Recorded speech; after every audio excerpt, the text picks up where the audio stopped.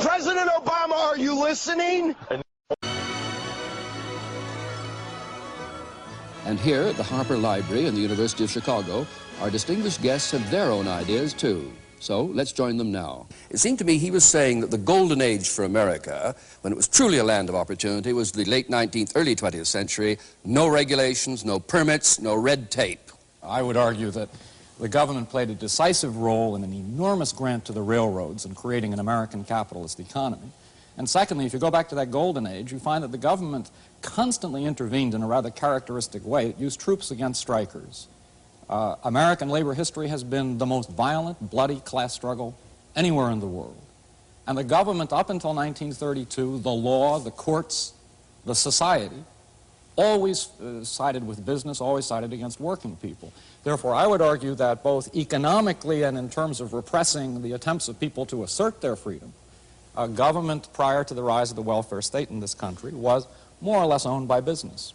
Milton Friedman. Michael Harrington is seeing the hole in the barn door, and he's not looking at the barn door itself. The plain fact is, during the whole of that period, while government did intervene from time to time, and mostly to do harm, I agree with him that government intervention was, in the main, not a good thing, tariffs, for example. On the other hand, throughout that whole period, government spending, federal government spending, central government spending, never was more than 3% of the national income. It was trivial.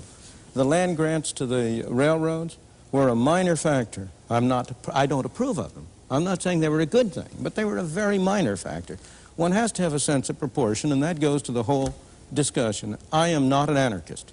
I am not in favor of eliminating government. I believe we need a government.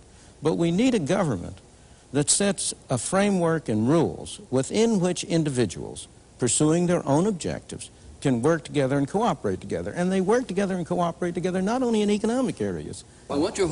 Michael Harrington? I just think that two things. One, to view freedom positively, I think people over 65 years of age in the United States today are freer now because of Medicare. I do not think that the freedom to die from the lack of medicine was a very good thing.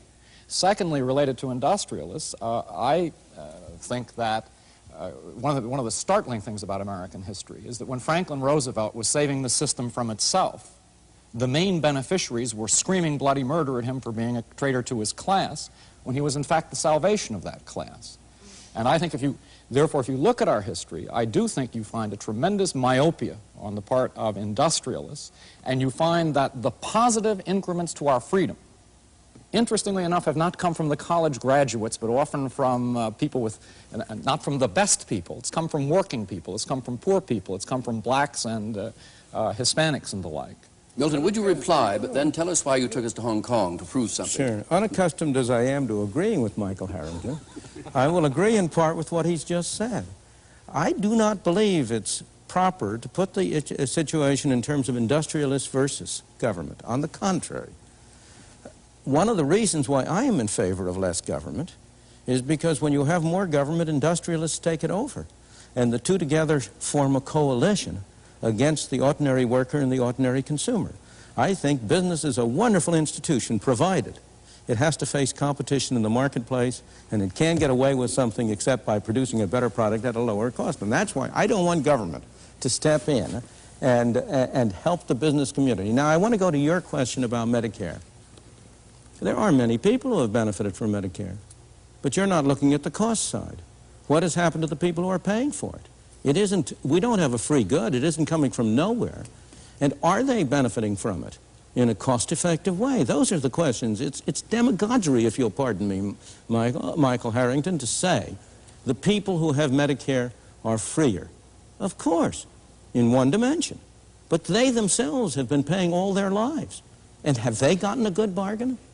At the moment they have. The young men, the young working people who are going into Social Security now, they're going to get a very raw deal indeed. Milton,